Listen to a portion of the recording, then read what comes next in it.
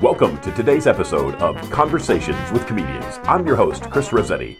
So welcome to Conversations with Comedians. And our very special guest is comedian Joey I.L.O. Joey's been performing stand-up since around 2005, but you know what? He's been entertaining on stages all around as a musician, a singer, songwriter, choir director, an actor since the tender young age of 11 years old. Joey's also appeared on CBS, NBC's Last Comic Standing, and TBN and Daystar Television. And when Joey's not touring the country with his fast-paced, family-friendly, hilarious act, you'll find him performing in Branson, Missouri. So, Joey I.L.O., welcome to the broadcast. Thank you, Chris. That was that was a very long intro, but I liked it. These are some stuff I didn't even know I did. Well, cool. Oh, with that noise in the beginning, I thought my kids just got out of school. I was like, oh, they're home already? The noise in the beginning is my audio assistant and the producer of the show, Jeff the Monkey. Jeff the Monkey. Okay, that's cool. Hi, Jeff. Pretty cool. And every comedian I've interviewed so far, which is two, has threatened to come steal him and take him away. Why is it every Italian family has at least one Joey in it? Exactly. Well, it was funny because my mom was like, I'm like, Mom, how'd you come up with my name? She goes, well, I wanted to name you after one of those Bible characters, and I had a dream that you got thrown in a pit, so I named you Joseph. Like, Mom, I don't know if that's a blessing or a curse. Why'd you do that? And she goes, well, your father wanted to name you Rocco Giavetti, but I thought that was too Italian sounding, so we compromised and went with Joey. And so that's a true story, and these are the real names of my family: Jimmy, Jamie, Julie, Jenny, Joey, and Johnny. That's when you know you're in an Italian family, because they always put the first name ends in E, and the good ones end in O. I.L.O, Domino's, Pizza Hut, it's all Italian. I have a 2-year-old and an 8-year-old, and it's a lot of fun. I use the 8-year-old to rope in the 2-year-old. I mean, you know, it's crazy. I mean, I know I only have 2 kids, but like, they can hardly, but they have my energy, right? The energy, that's like 17 kids, you know. So, but it's a lot of fun. I mean, I'm having a great time. You're trying to balance, you know, touring and being a fun. Like, I don't want to be away too long, so I only tour at a certain time of year. Coming back December, January, February, March, and I'm just coming back from that. And then my season's starting up here in Branson. So this year I'm my third year with the Stutterats. They used to sing with Mel Tillis, the country legend, which is funny because I used to stutter when I was a kid. I'm working with Stutterats for this, and I'm the comedian for their show. So I come out in between their show and I do like 10 minutes, and then they do songs, and in 10 minutes, and I do stand up. And the girls let me do what I do, and I'm very grateful for them. And it's been a great coming together. Joey, let's start with the basic and the obvious, and the question you're probably asked the most. What did the last initial stand for in your name? My real last name. It's A-I-E-L-L-O is my real last name, but it was a joke I wrote when I first started. I said I had to take out every other letter, because if you Google my real last name, the only thing that comes up is mafia members, and I didn't think that was good for my career. And that was kind of a joke, but it actually was the truth. When I first started, my manager contacted me and said, we got a problem, there's another Joey I.L.O. Like, well, it's kind of infamous. In the 1930s, he came closest to killing Capone. You know, my great-grandfather came from Italy, New York to Milwaukee, to Chicago to Milwaukee, and then I was born in Wisconsin, which is between Milwaukee and Chicago. This Joey I.L.O, played New York to Milwaukee to Chicago, and he has the last name, and when you Google him, it's crazy. We look alike. And everybody has been telling me, oh, you should go to the Capone Museum. I'm like, why would I want to go see the guy who waxed my whole family? I'm thinking, well, I'll go to the Capone Museum and see if Joey I.L.O is there. So I go to the Capone Museum, I go up to the box office, and the lady's like, it'll be $40. I'm like, oh, sorry. I said, no. Are you a teacher? I said, no. I said, I'm Joey I.L.O. And I kid you not, she's an historian box office lady. She goes, you're the Joey I.L.O? I was like, I love the way that sounds. Yes, I see Joey I.L.O. She goes, we'll give you the family discount. Yeah, this is true. I'm up 30 in Vegas. This is a good thing. I walk up the stairs. This just happened like a month ago. And I'm with my tourist, and they're like, okay, you guys just got arrested. It's the 1930s, and we're going to do a lineup, and you're going to hold on to these things like we just arrested you. Because at the end of the tour, they want you to buy those pictures. And there's this giant black and white blown up picture of a real lineup back in 1930, and in the center of them is Joey I.L.O. And I know who he is because, you know, I've read the history of stuff. I wouldn't have no idea. And I go, oh, I go, there he is. And the camera kid, he goes, you know who that is? I'm like, yes, Joey I.L.O. He goes, who are you? I'm like, I'm Joey I.L.O. He goes, I've been taking pictures of these guys for 5 years, and I never knew who they were in the history. And he goes, you mind if I take a picture of Joey I.L.O. standing next to Joey I.L.O.? And he took the picture. Wikipedia says this: Joey I.L.O. mastermind many unsuccessful attempts at assassinating Al Capone. And I meet people, and they're like, oh, you're a Christian? I'm like, you should be happy I'm a Christian. I'm Joey I.L.O. I could be out there whacking people unsuccessfully. And when I used to rap, it stood for intelligent, lyrically obese, because my rhymes were super fat. Still looking, if you got something, you know, hey, help me figure out what ILO stands for. And people, Oprah, I love okra, I love others, I laugh often. And so when you put in ILO on Google, I'm up everywhere, my YouTube video, my Facebook. So it's really for that, so that people can find me. I understand that you were raised by professional clowns. So my question for you, Joey, is, are you in therapy for that? Nah, I mean, it's like, nah, it doesn't bother me. And you know what's really cool is my kids are not afraid of me because it's Grandpa. You know, they see pictures of him. My father's passed on. You know, he passed away of a stroke. I had a stroke when I was 21. Yeah, my father was a big supporter of me, and so I wear my father's actual clown shoes. And there's a picture above the fireplace on the DVD, and that's my actual family. That's me when I was 9. My brothers, my sisters. My dad had us all dressed up like clowns to take a family portrait. Oh, joy. Follow in his footsteps. And I got to tell you, those are some big shoes to fill. I used to say that to my dad all the time. My daughter was born months after he died, so she wasn't going to get a chance to meet him. You know, it was really cool because we were in Ecuador. My wife is from Ecuador. And we found out that we were having a baby girl.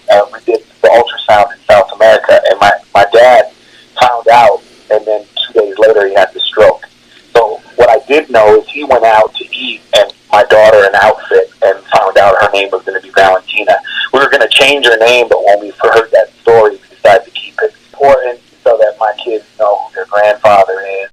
He loved them, and you know what your dreams are. So, Been a clown before? Have you performed as a clown yourself? I did. With my dad. You know, it was together. And my father bought me this trick bike, and I pushed down on the pedals, and the back would swing out. It was really cool. Like your back end would actually almost line up with the front end, and you could push on the pedal, and the whole back would swing. So if you push to your right, your back end would swing out to your right as far as you could bend yourself. Super cool. My father bought me that bike, and I would clown with him in parades. My father was inducted into the Circus Museum in Baraboo, Wisconsin. He was actually on the pamphlet. And, he would do the circus parade, which he would get invited to do every year. And then when we would do parades, but one day I accidentally hit, I tried to do the trick, and I hit a curb, and I fell off my bike, and my wig fell off, and I think I was done clowning after that. But I was just a kid, you know. Understand, before comedy, you were a songwriter, performer, and do you sometimes miss the the singing stage, if you will, or do you still sing? I mean, I actually, it's really cool. Like, we have so many different types of performers. We have a lot of performers in this town that are from America's Got Talent, and there's a lady. She's amazing. Actually, it's really amazing because she's actually from the city that I was born in, which is Racine, Wisconsin. Her name is. She's a violinist she's an aerialist violinist. So she hangs from the ceiling, in the scarves or whatever it is, and she's talented. She's she went to Juilliard, and I've actually worked with 2 artists that were students at Juilliard. I worked with the Redneck Tenors when I first came to town, and then I just worked with her. I wrote a jingle for one of her shows, so I did some writing for her, like as for some promotional spots, like where I would take a Christmas song and turn it into a jingle so she could promote herself. So I I've been doing some jingle writing, and I went to college for radio and television. So, and then I do songwriting and producing. And is that I like, there's going to come a day where I might not be able to perform because of my illness that I have. But so I just try to stay active and don't try to box myself in. I don't try to just do one thing, but I don't try to do everything. Who were some of the comedic influencers in your early life? Well, I don't know. I won't say weird. I like the history of comedy, so I love like Charles Chaplin, the Three Stooges. I thought they were so funny. I like Pee Wee Herman, believe it or not. And I'm not talking about the show, the Playhouse show.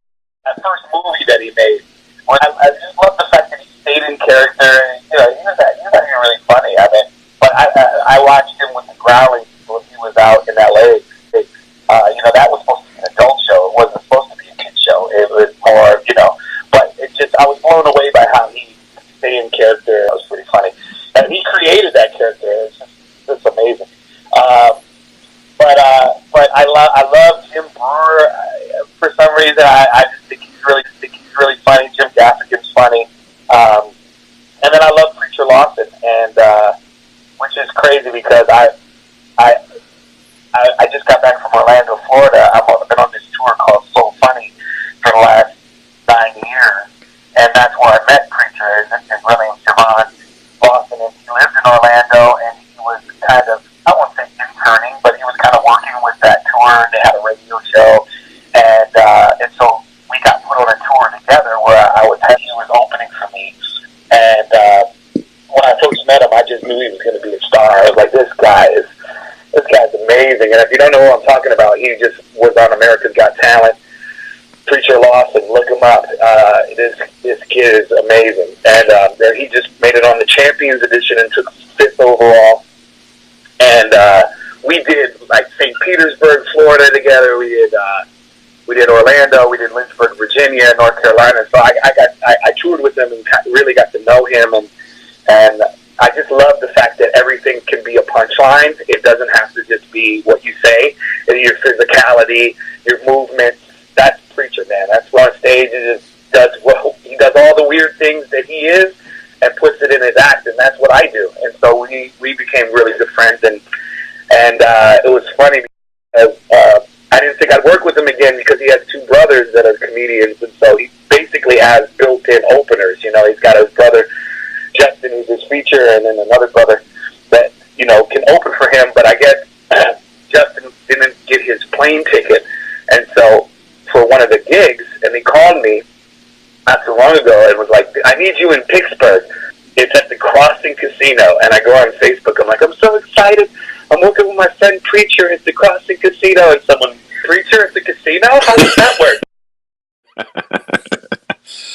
Oh, listen, I watched some of Preacher Lawson's videos on YouTube. So everybody, like Joey suggested, go check out Preacher Lawson on YouTube. He's a vegan, right? He's vegetarian. He wasn't a vegan when I first met him because we were at Golden Corral and I seen him getting down in the meat section. But he moved out to L.A. I mean, that was another thing, right? Like, he told me he was going. And, I had a lot of friends, move to New York or they go to L.A. And I would be like, I don't really recommend it unless you got that talent. And with him, you're like, yeah, dude, you need to go to L.A. Because he's this type of person where you knew if someone's seen him, they're going to find something for him. And that's exactly what happened. Meeting a girl, and she was signed to a record label, and he was hanging out with her, and Carson Daly seen him. Carson Daly did a 30-minute spot on him and featured him on the show, on Carson Daly show, and then that's kind of how he got onto America's Got Talent. All right, Joey. My next question for you, sir, is what's the best advice about comedy you've ever gotten? Just have fun on stage. There's a comedian named Bill Arnold, and he was with Triple Espresso from the Minnesota area. These guys, 3 guys that came together and formed this almost like a Broadway play. It's amazing, and it played at the Playbox Theater in Minneapolis for many years. It might still be going on. And Bill Arnold is amazing. He's kind of like a magician comedy act. Things blow up in his face. It's really funny. did, and I got off the stage, and it was the crowd was loving it, and it was just like, if I would have went out before in the state that I was in, I would have bombed horribly. You know, you don't have to doubt yourself. When you have fun, there's no way that you're thinking about anything but having fun. If you want to recall, what do you think was your toughest audience ever? I'm just curious. Have you ever run up against an audience that you just had a hard time with? Because I find you extremely funny. I can't listen to you more than 2 minutes without cracking up. But is it possible that you ever encountered an audience that you were like, man, this is brutal? I was in Superior, Wisconsin, and it wasn't the audience. It was the way they set up the event. It was horrific. Again, I was newer, and, you know, sometimes when I go to places, I don't play around anymore. You know, like if the chairs are not set up right, I'll be like, hey, turn them chairs around. You might be like, whoa, he's a little intense while you're up there. You know what I'm saying? Like, you cannot change the situation while, you know, when you get to a certain level, you can be that way. I'm not bougie. I'm not saying that. I'm just saying the way they set this up was crazy. It was like the corn giveaway. They were giving away corn. Free corn. And free corn. Everybody's coming out their house. Free corn? They're not there for me. They're there for the free corn, you know? This is an outdoor event in the back. This is an outdoor event. And all I can see is yellow in the back. And then the guy gets up and goes, okay, Kim, to start the comedy, up to the front. Listen, I do stand-up. I don't have puppets. I'm not doing clowning. Like, that's not my genre, you know? Yeah. And these weren't just, hey, kids, these are like 12-month-olds crawling. These are like little toddlers, you know? And I had kids crawling on my shoe. I'm trying to do the stand-up. And I just remember that was the only bad report I've ever got in my career. It was like, you know, you just didn't really connect with people. Really? I'm on an island. I got a daycare stage going on. I'm watching these people's kids and trying to do my act, and they got the corn stuck in their face. Oh, man. I'm not a prop guy. I came up in the world of stand-up, trying to do straight stand-up, you know. My dad's favorite comedian was a guy named John Panette. I do this story about, a true story about how I met John Panette. Up in Chicago, I had to stay at my dad's house. I was on the road, was just starting out, and my dad's standing there with his favorite comedian's DVD in his hand. It was John Panette. I'd never heard of the guy, and Dad goes, why don't you come in the house? We're going to show you. So we watched 4 hours, and because he kept favorite spot, so it took 4 hours, and so I snuck out of the house the next day, and I go to Columbus, and I'll go to the Funny Bone. I said, can I get some time? They said, well, you're going to have to open for the headliner. And I said, well, who's that? They're like, John Panette. I had never heard of this guy, except for the night before. And so I do 2 shows with him, and in between the 2 shows, I'm sitting at the bar, they give you a free meal, and he comes and sits next to me, and he goes, you're funny, who's your favorite comic? And I go, well, my father loves you. And he goes, well, let's call your dad. And I'm like, you want to call my dad? He goes, let's call him. So I don't even have it on speaker. And Italians are funny because if they start low, if you go low, they go low. If you go high, they go high. And so the phone call goes out. My dad picks up, yeah, who is it? And John goes, Jimmy! And my dad goes, yeah, who's this? And he goes, it's John. And my dad goes, John, who? And he goes, John Panette. And my dad goes, shut up! And he hangs up on him. And John goes, he just hung up on me. I go, that's because he loves you.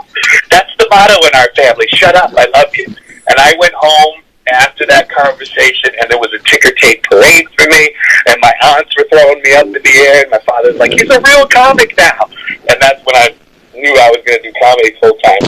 After meeting him and seeing the joy that my father had to know that I worked with him, that was probably one of the coolest things, you know. That motivated me too. So, what are some of the places you recently have performed? As I mentioned earlier, Canada and beyond. Where else have you been?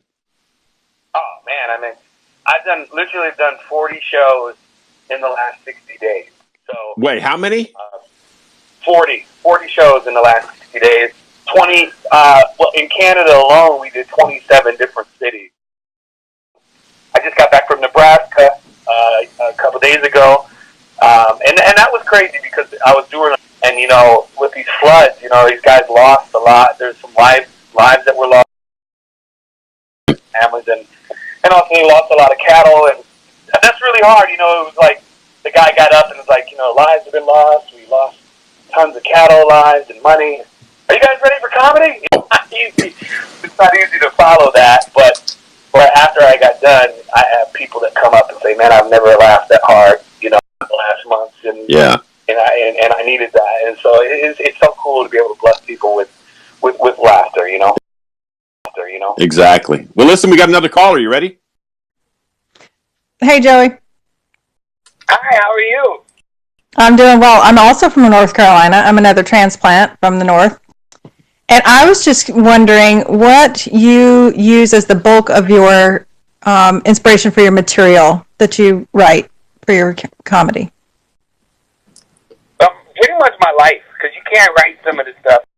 You can't copy it, right? Like, I've lived it, and there's been some crazy stuff. Like, I talked a little bit about how, you know, there's another Joey I.L.O. and from the same area, and then when you Google it, we look alike. I mean, it's just, you can't write that stuff. It just writes itself. When you bring it to the stage, it's a unique premise. You know, everybody can do comedy because a lot of new people that come up with what they think is the joke, but it's really the premise, and it's the idea. And so what I try to do is follow life, and what I see is funny, you know, like stuff that happens. I'm like, man, that's the thing that really connects the human side. That's to true. each experiences. We all bleed, we all, you know. So when something funny happens in life to myself or my family, I try to bring that because I know people are going to relate to that, and they're going to be able to be like, oh man, that happens to me, you know. You and I both lived in Minnesota for a while. I'm in San Francisco hiding from snow now.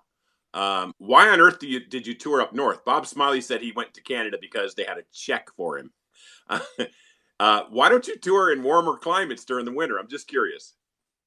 But I was like, I want to see if I can pull it off. And wow. Kind of like a journeyman type tour, just to see if I can do it. But also, that's my off season. And where I live, you can't make money because the whole town shuts down in Branson, so you have to go on the road.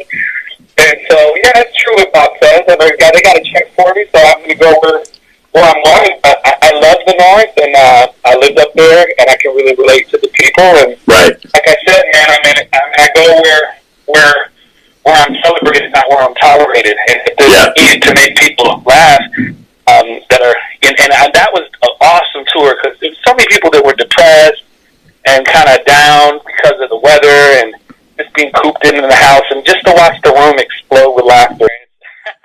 Yeah. How do you stay grounded when you're on the road? How do you stay connected with the family, you know, while you're traveling? Well, that's what's beautiful now with FaceTime and you know, to hear my kid's voice, and you know, they come, Daddy, where are you now? We use it as a geographical lesson. You know, we pull out the maps and show them, you know, where Daddy is, and you know, it's just really cool. I know you do corporate events and so forth, but you also speak at a lot of churches. How important is it for you to share your faith while you do your comedy act? And are you allowed to? And I know corporate events probably not, but do you enjoy sharing your faith during your comedy act?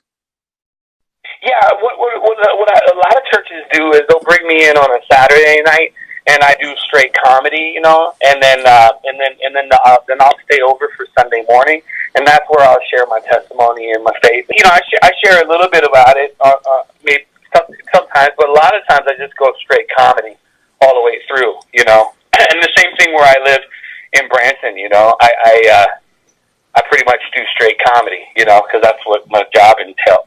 But if I get an opportunity and they want me to do it, I love to do that. As far as, like, I don't go on for an hour or anything, I just insert it into my material. It's pretty cool. When somebody comes to Branson, how do they find you in Branson? Where are you performing, and how do they find you at Branson? I'm in Westgate Resort, so if you're staying on that property, you're going to see me pretty much all week because I perform on Tuesdays. I host a teaser show that we do for the guests staying on property. I host it along with an entertainer named Johnny Lone Star, who was on America's Got Talent. And then on Wednesdays, there's another act that performs that just kind of back him up. And then I do my own show for the guests on Thursdays. I do my own comedy show at Giraffes. It's a restaurant that's connected to the Westgate, and that's actually open to the public, so anybody can come to that. And that's on Thursdays, usually at 5 or 5:30. You want to check with the restaurant or check with the resort. I usually play. I start in May and all the way to December. So, but again, you want to talk to the concierge at Westgate, the Woods, or talk to the Giraffes restaurant to see when my hours are. But it's always Thursday night is when my comedy show is, and it's at 5 o'clock, 5:30 p.m. And then on Sundays, I'm at the Grand Country Music Hall Theater in Branson. It's right on the Strip. The Ozark Gospel Show and the Ozark Country Show. And the Gospel Show's at 2 o'clock, and the Country Show's at 8 p.m. Oh, sorry, 7 p.m. Every Sunday. I do that here locally, and then but the road is is where I love to take my comedy, and I do a full hour on the road. When I do the road, it's different than what I do it's a little bit different than what I do in Branson. It's not much different, but it's like in the Sunday show, my act is just chopped up. On the Thursday show, I do a full hour like I would do on the road. Also, Joey, I understand you have a DVD called Raised by Clowns. And when will that be available again? Because I know you've kind of been selling out of it. Yeah, I shipped 400 to Canada. I sold all of them. I was like, wow. But you can order them off my website. My website is joeyilocomedy.com. Just go to the store and place the order, and we'll ship it right to your home. So, and also I'm on Facebook. Just Google Joey I.L.O. Or you should go to my website. All the links are on there: Facebook, Instagram, Twitter. So I'd love to connect with you that way. That way you can see more videos of me, and I just love connecting with people. So you spoke at our church here in San Francisco last year, and so I want to tell anybody that's listening now live or listening later, if you're looking for a comedian or have ever wondered, can I have comedy in a church? The answer is yes. So many times, you're afraid to bring in a total stranger, and put them in front of your congregation. You don't know what they're going to say. So let me just give you a personal endorsement of Joey I.L.O. right now and tell you that he did a great job for us here in San Francisco. He was an encourager. He was hilarious. And it probably made people want to go to heaven just to hear more comedy. So seriously though, please, if you're considering if you're a church, you're listening now or later on the replay, if you're ever considering having a comedian come to your church and speak, someone you can trust and someone who's going to be funny with a message, please invite Joey, because you did a tremendous job for us, Joey. I still appreciate what you did for us last year. Yeah, thank you. Like next week is a good example. I'll be in Fort Wayne, Indiana, and they're having like an appreciation for their staff on a Saturday night. Like it's just for their staff who help them out every Sunday morning, and so I do a banquet for them, and then I do the 3 services the next day where I do comedy and for the whole congregation. So, I do a lot of stuff like that, a lot of banquets, and a lot of churches are starting to do appreciation for their staff because their staff works so hard. And comedy is such a great way to just appreciate and just to see your staff coming together and laugh, and it's like a big family. So thank you, folks, for coming in from around the world. We're really enjoying our conversation with our guest comedian today on Conversations with Comedians, the greatly talented Mr. Joey I.L.O. This has been Conversations with Comedians with your host, Chris Rossetti, reminding you are free to laugh now. See you next time.